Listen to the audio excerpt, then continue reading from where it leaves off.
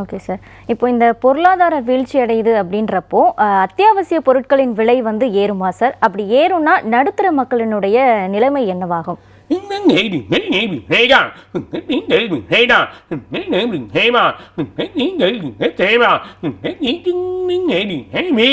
அதாவது பர்டிகுலராக எண்ணெய் ஆயில் ஐட்டம் ஏறிடும்.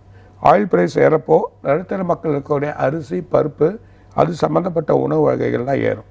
ரெண்டாவது வந்து இந்த நம்ம சாதாரண பூ அதை வாங்கக்கூடிய சக்தி அந்த பூ கூட ஏறும். அந்த மாதிரி சூழ்நிலைகள் வரத்துக்கு வாய்ப்பு இருக்குது. அதுதான் எக்கனாமிக்கோட மிகப்பெரிய ஒரு ப்ராப்ளம். இந்த ப்ராப்ளத்தை சமாளிக்க போகுது இந்தியா. இந்த சமாளித்து வெளியும் வரப்போகுது. அதுக்கான வழிமுறைகள் உண்டு. உலக நாடுகள் அத்தனையுமே இதை சமாளித்து வெளியே வரணும். அப்படி இல்லைன்னா ஒரு பெரிய கஷ்டத்தை ஏற்படுத்திக்க போகுது. அது இந்த நாட்டோட போர் முடிஞ்சாதான் இந்த நிலையை மாறும். இப்போது இவ்வளோ பெரிய கஷ்டத்தை நம்ம ரொம்ப கேர்ஃபுல்லாக இருக்கணும். எந்த ஒரு பொருளை வாங்கினா, எந்த பொருளை வீட்டுக்கு தேவைப்படுது, எந்த பொருள் தேவையில்லை, அத்தியாவசிய பொருட்கள் எது தேவையில்லாத பொருட்கள் அதெல்லாம் நம்ம எடுத்துக்காமல் போனீங்கன்னா உங்களுக்கு எல்லாமே நல்ல வழிகள் கிடைக்கின்றதை சொல்லலாம்.